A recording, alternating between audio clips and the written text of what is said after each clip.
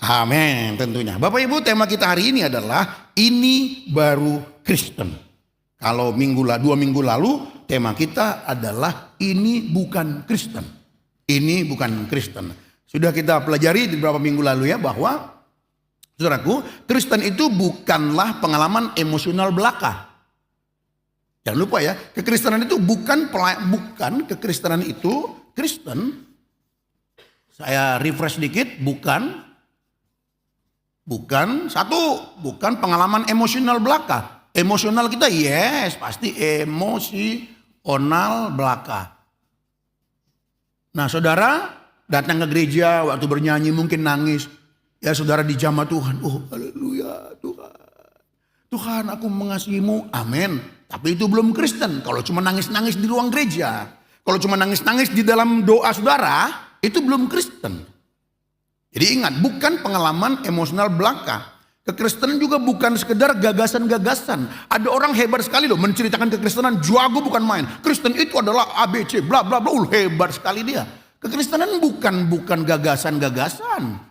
Bukan gagasan-gagasan Kristen. Banyak orang pintar bicara Kristen, tapi hidupnya bukan Kristen. Ya, Kristen itu juga bukan aktivitas-aktivitas gerejawi. Bukan aktivitas gerejawi, aktif di gereja, kebaktian ini, ya, kebaktian itu, kur ini, kur itu, aktif melayani. Enggak, itu kegiatan-kegiatan itu belum Kristen, itu bukan Kristen. Sudah belajar kita. Kristen juga bukan melakukan hukum-hukum. Aku buat ini supaya dapat ini, aku lakukan ini supaya dapat ini, itu bukan Kristen. Jadi Kristen itu seperti apa? Nah, ini yang kita pelajari hari ini. Itu sebabnya kita buat tema kita, ini baru Kristen. Jika hal-hal ini bukan Kristen Pak, walaupun mereka menampilkan yang mungkin perbuatannya baik dan lain sebagainya, saudaraku ya, tapi itu bukan Kristen yang sejati. Jadi apa Kristen itu? Di 2 minggu lalu saya sudah sampaikan. Kristen itu tidak bisa dipisahkan dari Kristus. Itu sebabnya bicara kekristenan itu adalah tentang Yesus. Amin saudaraku ya. Kekristenan itu tentang Yesus. Kekristenan itu bukanlah sebuah ajaran, bukan tentang ajaran Kristus, bukan. Tapi tentang Dia. Karena kekristenan itu tentang Dia, maka kita harus mulai dengan Dia. Dengan Kristus, kita tidak memulai dengan ajarannya. Kalau kita memulai dengan ajarannya, kita akan terjebak dengan legalistik. Oh, aku ikuti ajarannya, nah supaya aku dapat ini, supaya aku bisa begini, supaya hidupku tidak sial, supaya aku tidak kena murka.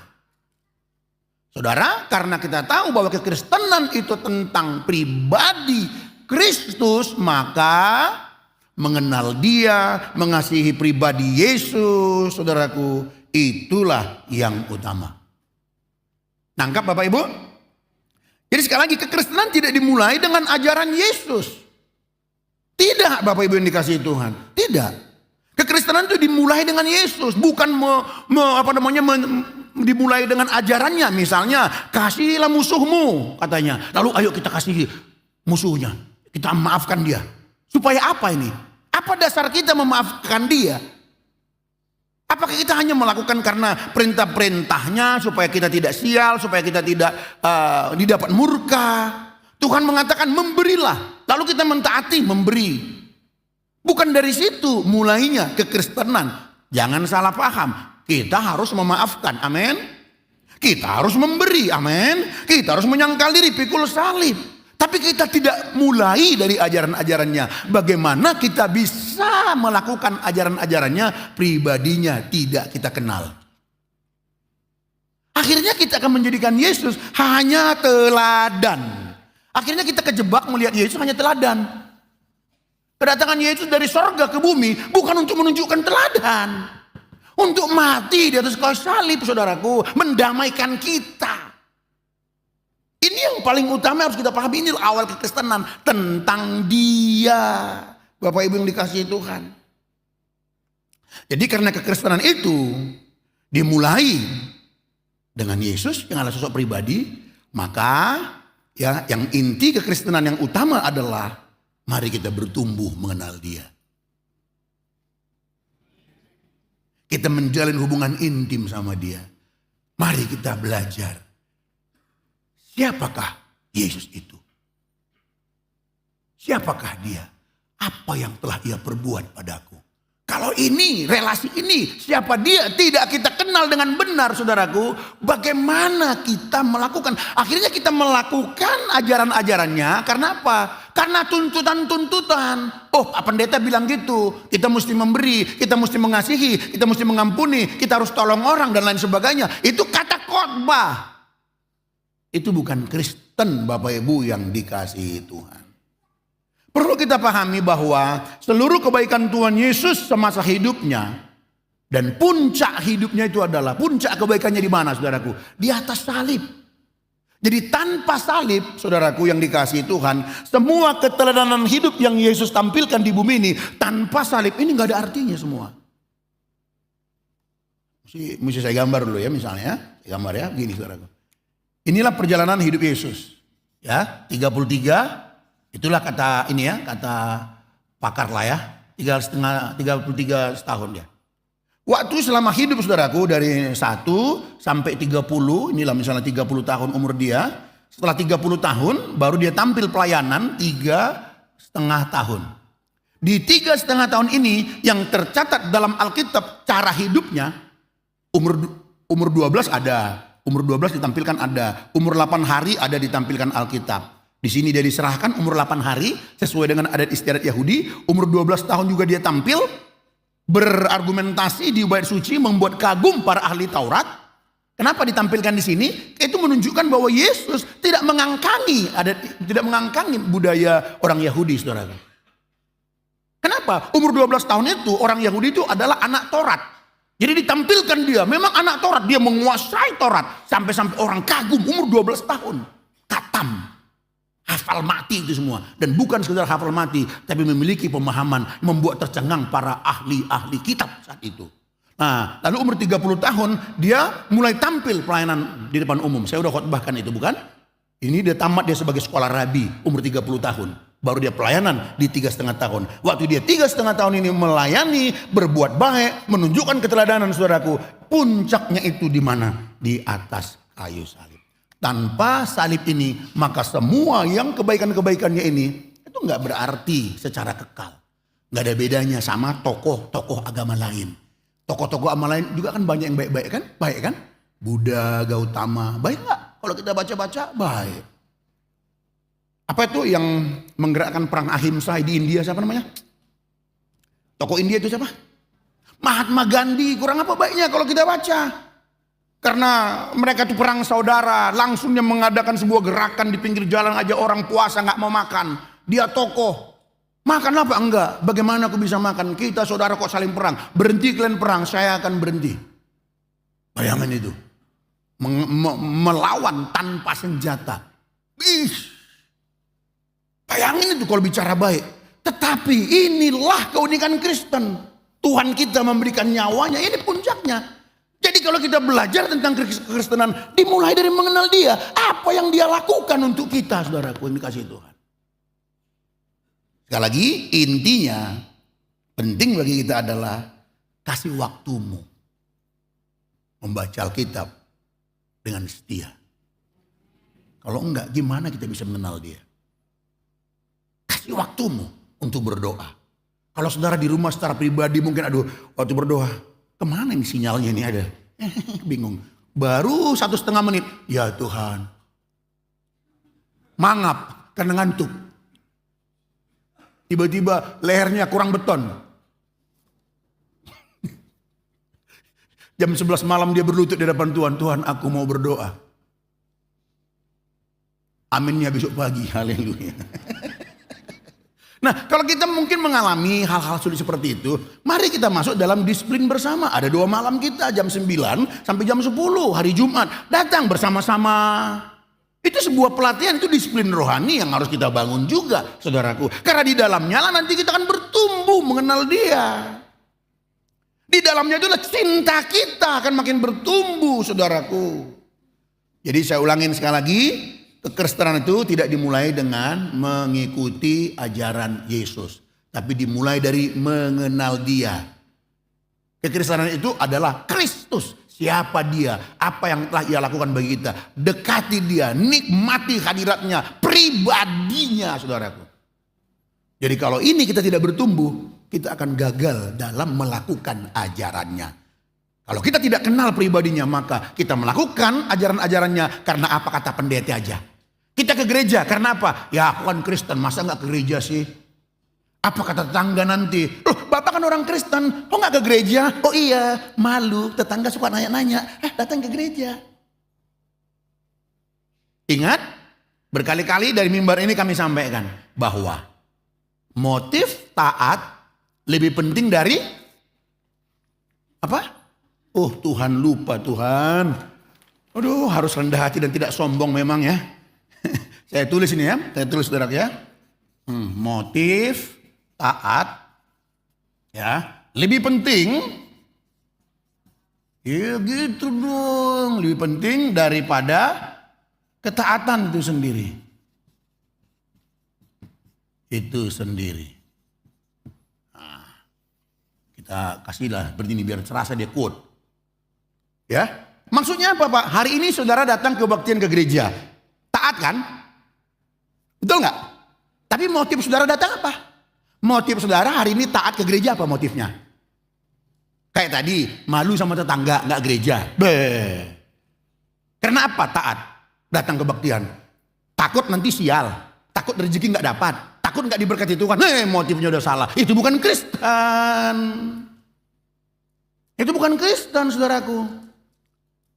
Mudah-mudahan nangkap maksudnya. Amin. Saudara memberikan persembahan. Nanti ada waktunya toh. Memberikan persembahan, saudara boleh memberikan persembahan di kotak-kotak yang di sana kita tidak jalankan, bukan? Di kotak-kotak yang di sana atau bisa di kiris dan sebagainya. Waktu saudara memberikan itu, kan taat kan? Betul nggak?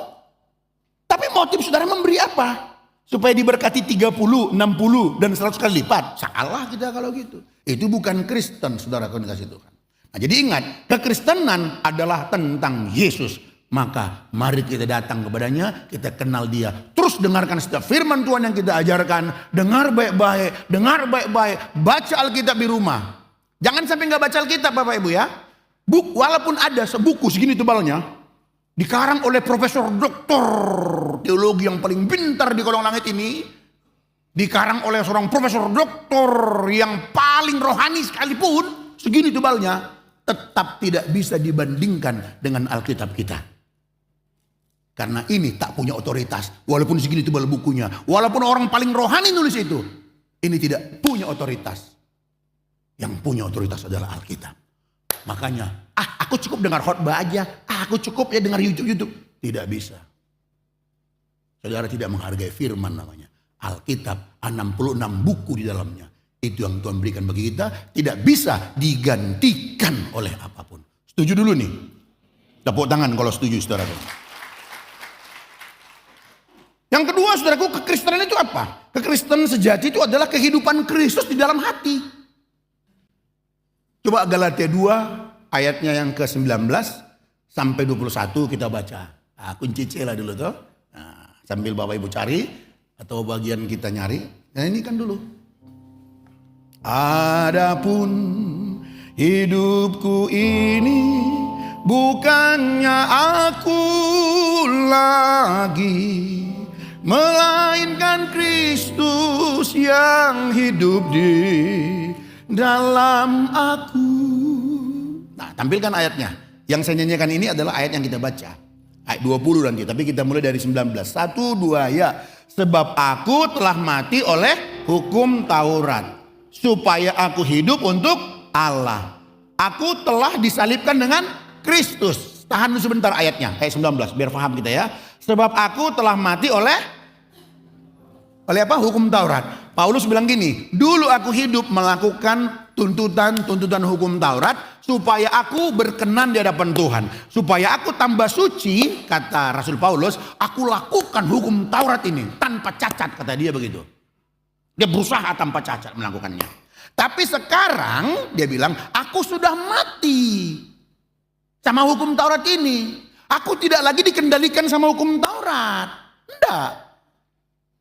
Kenapa? Kalau dia tidak mati dengan hukum Taurat, ya, maka dia akan terus diperbudak oleh hukum Taurat. Kalau dia masih hidup oleh hukum Taurat, kalau dia masih hidup karena melakukan hukum-hukum Taurat supaya diselamatkan, saudaraku, dia tidak akan pernah hidup bagi Allah.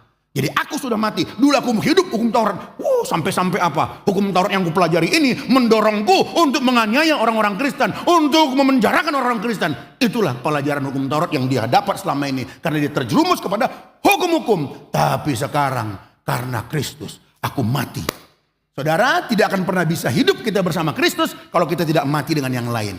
Makanya nanti kalau sudah baca di dalam Roma pasal 7, Roma pasal 7 saudaraku, nanti saudara baca sendiri ya habis waktu kita. Saya kadang-kadang suka untuk memperdalam sebenarnya, cuman kehabisan waktu sering saya. Nah, tidak, saya bertahan di sini aja. Oke, tampilkan lagi ayatnya, tampilkan lagi. Nah, supaya aku hidup untuk Allah. Jadi tanpa kita mati oleh hukum Taurat, tanpa kita mati dengan cara hidup secara legalistik, kita tidak akan pernah bisa hidup bagi Allah. Lalu dia bilang, aku telah disalibkan dengan Kristus, artinya mati. Mati, disalibkan itu sejajar. Aku telah mati oleh hukum Taurat, itu sejajar dengan aku telah disalibkan. Udah mati oleh hukum Taurat, disalibkan dengan Kristus. Kristus disalibkan, aku ikut disalibkan bersama dengan dia. Maka kesimpulannya ayat 20. Nah 20 dikatakan begini. Namun aku hidup.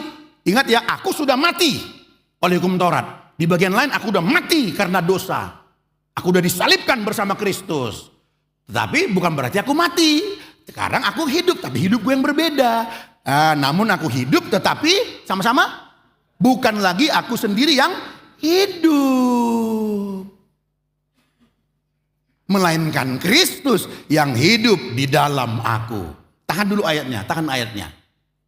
Ini yang saya katakan tadi, bahwa kekristenan itu adalah apa saudaraku? Kehidupan Kristus yang di dalam kita. Kekristenan itu bicara soal kehidupan ilahi yang di dalam kita, yaitu Kristus yang di dalam kita, saudaraku yang dikasihi Tuhan. Sehingga kita lanjutkan, dan sama-sama, dan hidupku yang kuhidupi sekarang di dalam daging adalah hidup oleh iman dalam Anak Allah yang telah mengasihi aku.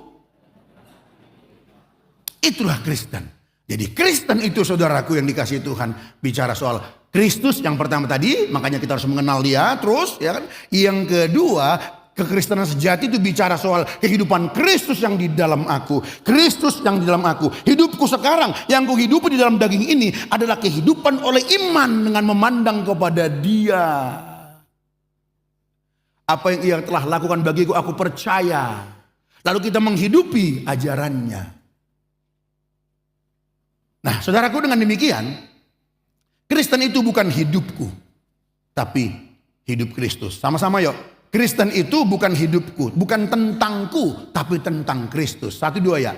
Kristen itu bukan tentangku, tetapi tentang Kristus. Hidup Kristen itu bukan hidup kita, tapi hidup Kristus yang di dalam kita. Makin kita kenal Kristus yang di dalam kita ini, itulah nanti akan menghasilkan hidup yang berbeda. Jadi bicara kekristenan itu adalah hidup baru yang ada di dalam saudara. 2 Korintus 5 ayat 17 berkata, siapa yang ada dalam Kristus, ia adalah ciptaan baru. Yang lama sudah berlalu, yang baru sudah. Jadi kita ini semua adalah anak-anak Tuhan yang memiliki hidup yang baru. Jadi hidup yang baru dari dalam inilah yang menggerakkan kita untuk berbuat ini, berbuat itu. Bukan karena hukum-hukum, bukan karena aturan-aturan. Bukan itu, tapi hidup baru Kristus yang di dalam kita ini. Yang mana di awal saya katakan, bagian kita, tanggung jawab kita adalah memberi diri terus untuk mengenal Dia, untuk semakin mengenal Dia, makin intim dengan Dia, mengenal pribadinya, mengenal kehendaknya. Dan hidup baru Kristus yang di dalam kita, inilah yang menggerakkan kita. Drive Injil yang di dalam kita ini, inilah yang menggerakkan kita memberi. Menggerakkan kita datang kebaktian. Menggerakkan kita menyerahkan anak hari ini. Gak ada motif yang lain kecuali Kristus yang di dalam kita. Lepas dari itu bukan Kristen. Kenapa bukan Kristen? Karena tujuannya pasti diri sendiri. Kalau kita tidak bermotifkan Kristus semuanya, maka diri sendiri yang menjadi tujuan. Kita kejebak kepada penyembahan kepada diri sendiri, saudaraku yang dikasihi Tuhan. Jadi hidup baru, Kristus yang di dalam kita inilah yang menghasilkan gaya hidup baru. Sehingga perbuatan orang Kristen bukan karena dorongan dari luar seperti perintah hukum Taurat tadi. Bukan karena dipaksa, diancam.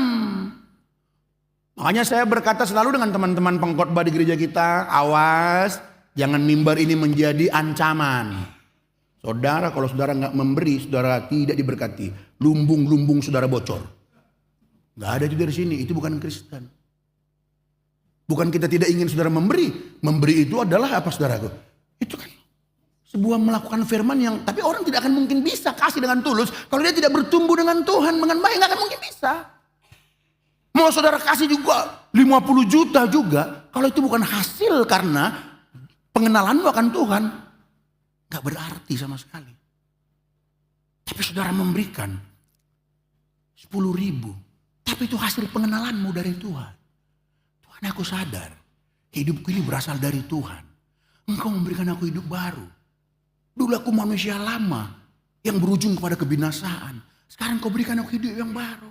Hartaku ini milikmu semua Tuhan. Apalah soal harta. Hidupku ini aja milikmu. Apalagi yang kumiliki ini. Harta ini. Ini semua titipan dari Tuhan.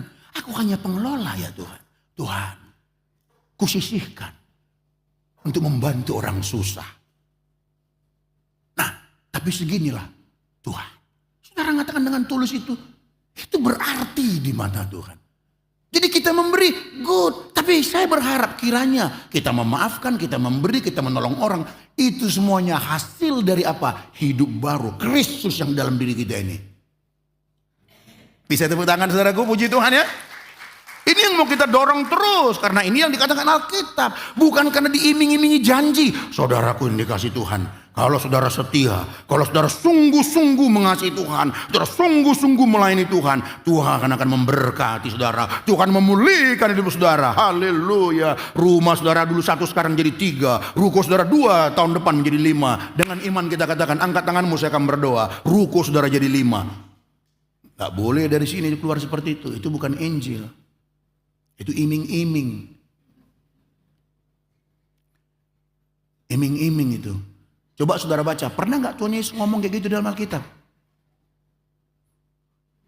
Saya turun dulu nih biar makin jelas. Pernah gak dengar Yesus khotbah kayak gitu? Dia bilang gini. Kau sudah pernah mendengarkan khotbah. Kasihi sesamamu dan bencilah musuhmu. Salah itu katanya. Tapi aku hari ini khotbah sama kalian, kata Tuhan Yesus. Kasihilah musuhmu. Berdoa bagi mereka yang menganiaya kamu. Kau mau ikut aku? Serigala punya liang. Burung punya sarang. Tetapi aku tidak punya tempat meletakkan kepalaku. Udah siap ngikut pemimpin kayak begini? Kalau enggak pulang kau. Itu katanya. Satu kali dia lagi berjalan saudaraku ya, menuju Yerusalem, rame orang mengikuti dia, rame. Lalu dia berbalik, hei orang-orang, kalian tahu aku mau kemana? Aku mau ke Yerusalem. Di Yerusalem aku akan ditangkap. Di Yerusalem aku akan dibunuh. Kalian bisa kena getahnya. Karena kalian ikut-ikut aku, kalian bisa ditangkap. Karena ikut-ikut aku. Sudah siap? Makanya kalau mau ikut aku, sangkal dirimu, pikul selipmu. Satu kali ada orang kaya, pemimpin agama, sok-sok belagu dia. Guru, apa yang kulakukannya biar aku memperoleh hidup yang kekal? Oh itu, kamu kan ahli Taurat.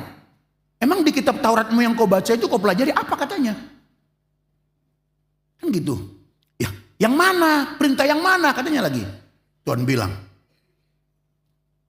jangan membunuh, jangan mencuri, bla bla bla bla gitulah semua ya. Hormati orang tuamu. Lalu dia bilang, guru, Cil. Dari aku kecil udah kulakukan itu. Tanya guru, tanya orang tuaku. Hormat aku gak sama mereka? Hormat. Tanya tetanggaku. Anggaplah dia misalnya kita masukkan dulu kayak budaya orang Batak. Tanya persahau tahun. Tanya arisan marga kami. Saya bawa modern ya. Tanya siapa saya. Nyumbang paling gede. Ada yang susah di depan berdiri. Itu kecil. Lalu Tuhan Yesus bilang, oh jadi udah kau lakukan itu ya. Oke. Kalau gitu, kalau kau memperoleh hidup kekal, kata Tuhan kan, kalau kau mau sempurna, Kata Tuhan Yesus, dia bilang gini, sekarang kau pulang dulu, ya, kau ambil seluruh hartamu itu, oke, jual. Lalu bukan cuma jual, kalau cuma berhenti jual, gampang, uangnya masih sama kita kan? Tuhan nggak berhenti sampai jual. Dia bilang pergi, juallah. Kalau cuma jual mah masih di rekening uangnya. Besok kita bisa beli lagi. Tapi Tuhan bilang pergi, jual, terus bagikan kepada orang. Itu yang bikin dia pusing. Hah? Bokek dong aku, nggak punya uang dong. Nah ini, sekali lagi, Kristus, Tuhan Yesus nggak pernah mengajarkan kita, kalau kalian sungguh-sungguh mengikut aku, kalian akan kuberkati, melimpah, melimpah, haleluya. Lumbungmu akan makin bengkak, banyak isinya. Nggak ada itu. Nggak ada itu. Yang Tuhan selalu ajarkan adalah, engkau harus bertumbuh mengenal aku. Bertumbuh mengenal kasih karunia. Ketika kita bertumbuh mengenal kasih karunia Tuhan, kita bertumbuh mengenal Allah, kita memiliki hidup baru, saudaraku. Ini yang menggerakkan kita bekerja. Kalau Kristus yang menggerakkan kita bekerja, mana mungkin kita tipu-tipu, mana mungkin kita malas, mana mungkin kita nggak serius kerja. Kristus loh. Pertanyaannya, Kristuskah hidup saudara? Itu Kristen. Kalau orang rajin semangat bekerja, mana mungkin dia ini akan berkekurangan. Pak, kalau sekarang jujur Pak, mana siapa Pak? Aduh. Gimana kita mau dapat Pak? Nggak diterima kita kalau jujur Pak, katanya. Saya ceritakan lagi yang pernah saya ceritakan di sini. Perumpamaannya begini. Ada satu bos, pimpinan perusahaan misalnya. Hebat. Maju dia. Dan dia dikenal raja tega, suka tipu orang. Dia tipu sana sini. Kerjanya Spanyol, separuh nyolong misalnya. Lalu dia membuka lamaran kerja. Ya, coba dia cari orang jujur atau nyolong kayak dia? Loh, dia tukang colong loh. Dia tukang tipu loh. Saya tanya saudara, dia cari tukang tipu atau orang jujur? Loh, kok bertentangan? Ternyata walaupun bos tidak jujur, tetap dia cari karyawan yang jujur. Jadi kenapa takut jujur? Nangkep nggak maksud saya nih? Nangkep gak nih? Apalagi Tuhan kita. Jadi itulah memang ya. Jadi Kristen itu harganya itu mahal. Jadi Kristus yang hidup di dalam aku, hidup baru. Ini yang menggerakkan kita semua. Jadi kita, saudaraku, bukan karena melakukan hukum-hukum. Hukum Taurat ada 10. 1, 2, 3, 4, 5, 6, 7, 8, 9, 10. Ini mewakili lah soal perbuatan baik. Jadi kita, jangan ada padamu Allah lain di hadapanku. Jangan kau menyembah Allah lain. Apakah saudara tidak menyembah berhala? Apakah saudara tidak menyembah Allah yang lain itu karena hanya sekedar perintah ini? Hukum Taurat bilang, jangan menyembah ya. Kalau enggak nanti sial kau. Jangan menyembah yang lain. Apakah karena itu?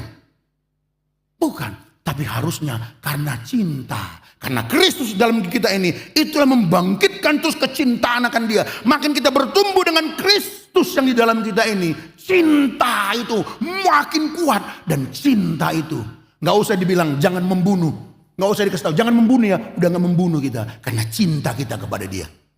Seorang anak kita misalnya, kita ancam-ancam, nak belajar kamu, nak, kok nggak mama marah nih, kamu jadi orang bego kamu, belajar. Ya ma kita, nggak bangga kita kan sama anak kita begini. Tapi kalau anak kita dewasa, bertumbuh dengan baik dia, cinta kepada orang tuanya. Kenapa? Dia kenal orang tuanya. Orang tuaku ini sudah selalu bersusah payah. Bangun pagi berjeri lelah, banting tulang setiap hari untuk menyekolahkanku, membesarkanku sampai aku sehat begini. Pengenalan dia akan orang tuanya, itu akan membuat dia makin sayang, makin cinta sama orang tuanya. Cinta yang di dalam dirinya, yang menguasai dirinya atas pengenalannya akan orang tuanya itu. Itulah menggerakkan dia. Masa sih aku jadi jahat? Masa sih aku malas belajar? Gak usah disuruh-suruh. Karena kecintaannya sama orang tua, dia belajar setiap hari. Aku menghargai kebaikan papa mamaku.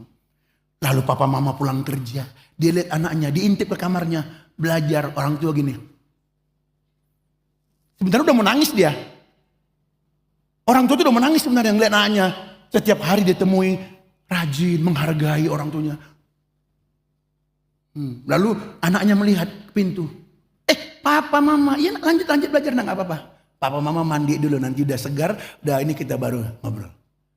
Begitu orang tua ini lepas ngelihat pintu tuh, nangis. Wah, terima kasih Tuhan. Terima kasih Engkau menjamah anak-anakku, semua dewasa mereka mengerti. Hukum keberapa nih, sebutkan aja. Jangan mengingini. Saudara tidak mengingini milik orang lain. Apakah karena ini atau karena cinta saudara? Nggak ada yang salah sama 10 perintah ini. Ini semua baik. Tapi jangan kita melakukan ini semua tanpa cinta. Makanya kita tidak di bawah hukum Taurat. Kalau kita di bawah hukum Taurat, gagal satu, gagal semuanya. Binasa kita. Itulah yang disebut dengan kutuk hukum Taurat. Kenapa disebut kutuk hukum Taurat? Karena tidak ada yang bisa melakukan hukum Taurat secara sempurna. Nggak ada yang bisa. Udah kita lakukan baik-baik semua, gagal satu, gagal semuanya. Itulah kutuk hukum Taurat, makanya kita binasa. Tapi Kristus datang melakukan dengan sempurna semua tuntutan hukum Taurat ini. Sehingga kebenaran Kristus yang telah melakukan seluruh tuntutan hukum Taurat ini, itulah menjadi kebenaran kita. Itulah yang Allah lihat di dalam si Judika ini, yaitu kebenaran Kristus. Itulah sebabnya ketika aku bersalah, ketika aku berdosa, Tuhan tidak membunuh saya hari ini. Karena kebenaran Kristus. Nah, kalau aku sadar begini, kenal itu yang Yesus lakukan bagiku, berlutut aku, Tuhan, betapa besar kasih karuniamu, kecintaanku kepada dia, aku akan melakukan ini semua. Tidak mau menyembah berhala, tidak menyebut nama Tuhan dengan sembarangan, tidak membuat patung-patung, menguduskan hari Sabat, menghormati orang tua, tidak membunuh, tidak berzina, tidak mencuri, tidak saksi dusta, tidak mengingini milik orang lain. Semua aku lakukan ini karena Kristus yang hidup di dalamku, karena cintaku kepadanya. Itu menggerakkanku. Mudah-mudahan nangkap nih ya. Saya lihat wajah saudara, Tuhan ini nangkap gak ya? Tapi dari senyuman saudara, saya yakin Bapak Ibu menangkap kebenaran firman Tuhan pagi hari ini. Kita lanjut lagi saudaraku yang dikasih Tuhan. Nah, jadi sekali lagi, perbuatan-perbuatan orang Kristen itu karena hidup baru yang ada di dalamnya. Percayalah, makin saudara bertumbuh, ya, makin saudara bertumbuh mengenal Tuhan, makin keluar buah-buah itu. Makin saudara bertumbuh mengenal dia, makin keluar buah-buah itu. Kemarin kami waktu di kampung, jadi teman dia bawa kami ke kebun jeruk abangnya. Tepatnya itu di daerah Butar. Ada yang tahu Butar? Si borong-borong belok kanan kalau dari Parapat. Kurang lebih 8-9 menit lah ke dalam. Pagi-pagi. Kemana kita hari ini? Kita ke kebun jeruk, memetik jeruk. Wah, begitu masuk saudaraku, kawan-kawan kita 12 orang tim kan. Begitu masuk, semua senang banget. Wah, senang. Tahu nggak kenapa senang? Karena lihat buahnya. Iya, ternyata buah bikin kita senang.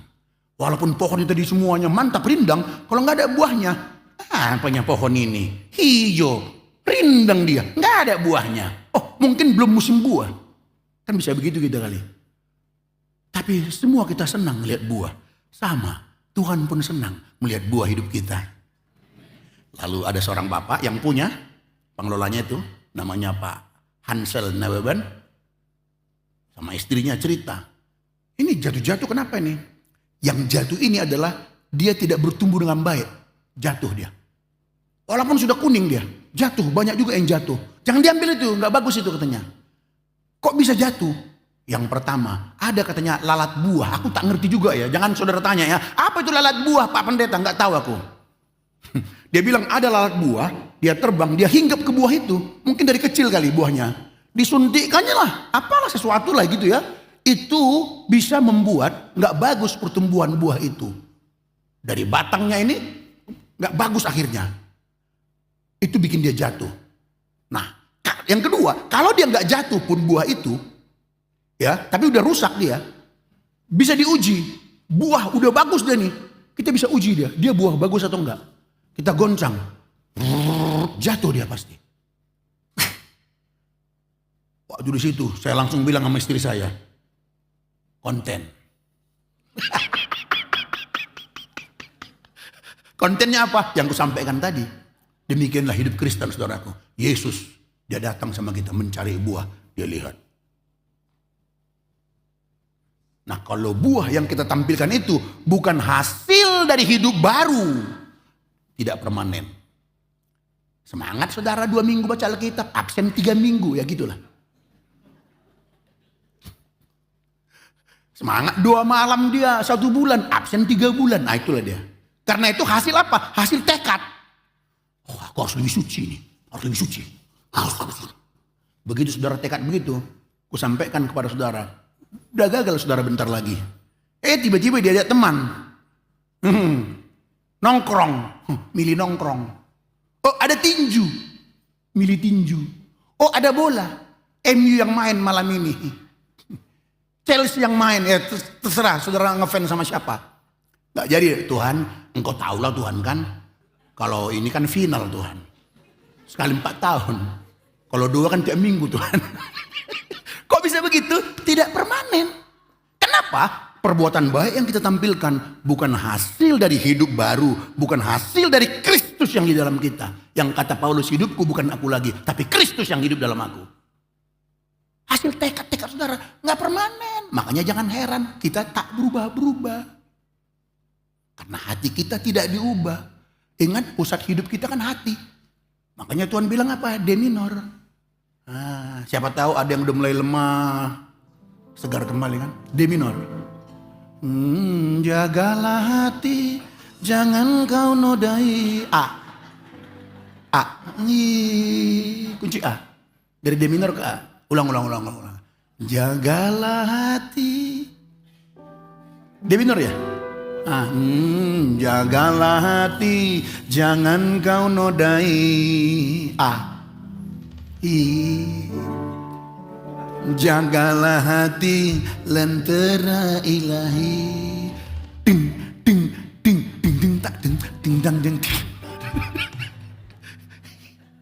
Makanya Amsal berkata, jaga hatimu dengan segala kewaspadaan, karena dari situlah terpancar kehidupan. Apa yang bisa menyentuh ke hati? Khotbah seperti apa yang menyentuh ke hati? Gak ada yang lain kecuali khotbah tentang Kristus. Injil itu yang menyentuh ke hati. Menembus. Karena dia yang bilang firman itu tajam. Menembus sampai ke tulang-tulang dalam kita. Jadi kalau hanya sekedar nasihat-nasihat moral, mungkin kita menangis. Iya ya, kenapa aku jahat begini ya? Kenapa saya tidak bisa maafkan dia ya? Tersentuh saudara, itu gak mengubah. Besok ngulang lagi kok. Saudara doa nangis-nangis, kalau tidak menembus ke hati, gak akan pernah berubah. Harus menembus ke hati dia. Ditata ulang. Istilahnya dikalibrasi oleh Injil itu. Gak bisa berubah. Makanya dari mimbar kita ini, kami sebagai pembicara, kami komitmen. Kami komit saudaraku yang terkasih. Injil saja yang kami sampaikan. Gak boleh yang lain. Gak boleh diri sendiri. Gak boleh. Makanya seperti saya yang bisa nyanyi. Bisa juga saya ngelucu. Itu saya sangat hati-hati sekali. Tuhan, tolong saya jangan sampai waktu saya bernyanyi, itu menarik perhatian jemaat ke diriku. Bukan lagi ke Tuhan. Habis lagu. Kalau itu. Misalnya contoh seperti lagu kesukaan saya kan. Kunci G. Coba kunci G. Yang begini tuh. Ini kan lagu kesukaan saya. Thank you Lord for your blessings on me. Coba sama-sama ya pakai bahasa juga. While the world looks upon me as I struggle along, they say I've got nothing, but they are so wrong. In my heart I'm rejoicing, how I wish they could see. Sama-sama.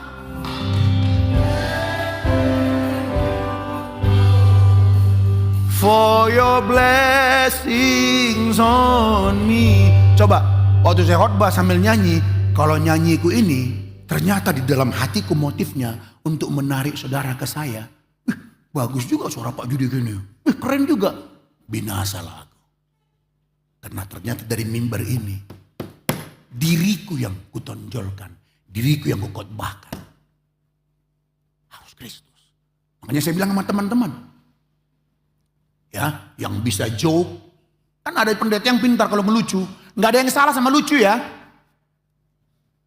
Di antara kami pendeta, saudaraku, yang paling lucu tuh Pak Pendeta Robson. Itu lucu. Bisa gitu. Entah logat-logat mana, kadang logat Kalimantan lah, logat apa. Bisa gitu deh kan.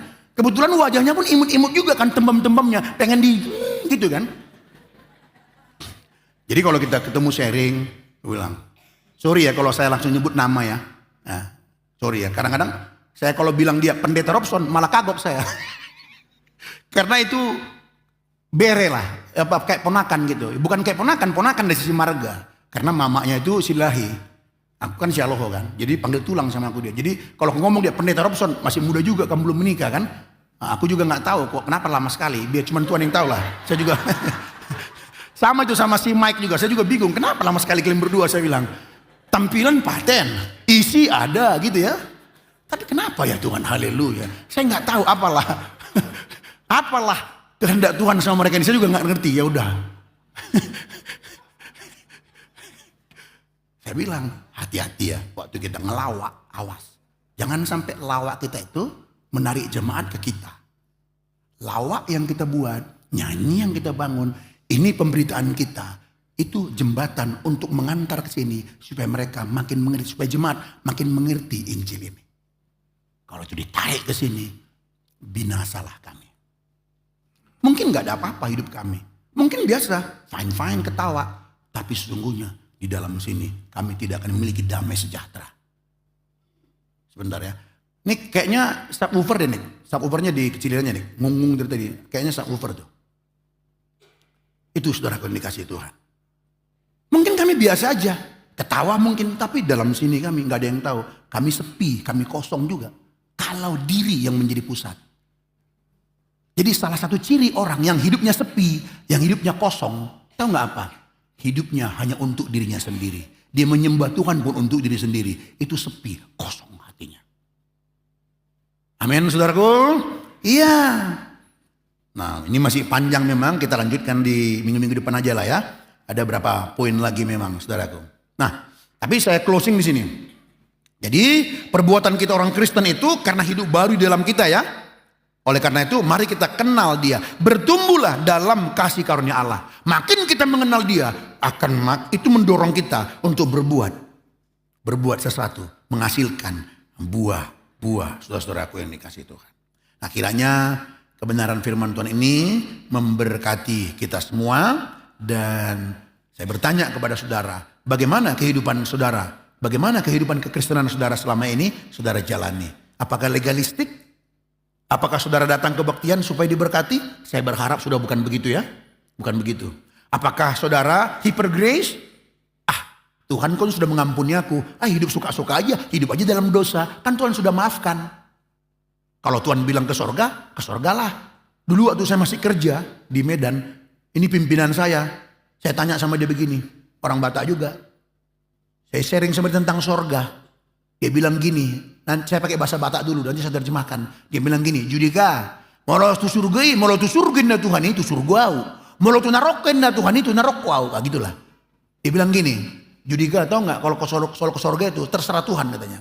Kalau Tuhan bilang aku ke neraka ya ke neraka aku. Kalau Tuhan bilang katanya ke sorga aku. Coba bayangkan itu. Nah, kenapa? Udahlah terserah Tuhan. Jangan sampai kita hidup seperti itu, saudaraku yang dikasih Tuhan. Ya, nah kiranya kebenaran firman Tuhan ini memberkati kita semua. Biarlah hidup kita selalu dimotivasi oleh Kristus, oleh kebenaran Injil. Tuhan memberkati kita semuanya. Amin.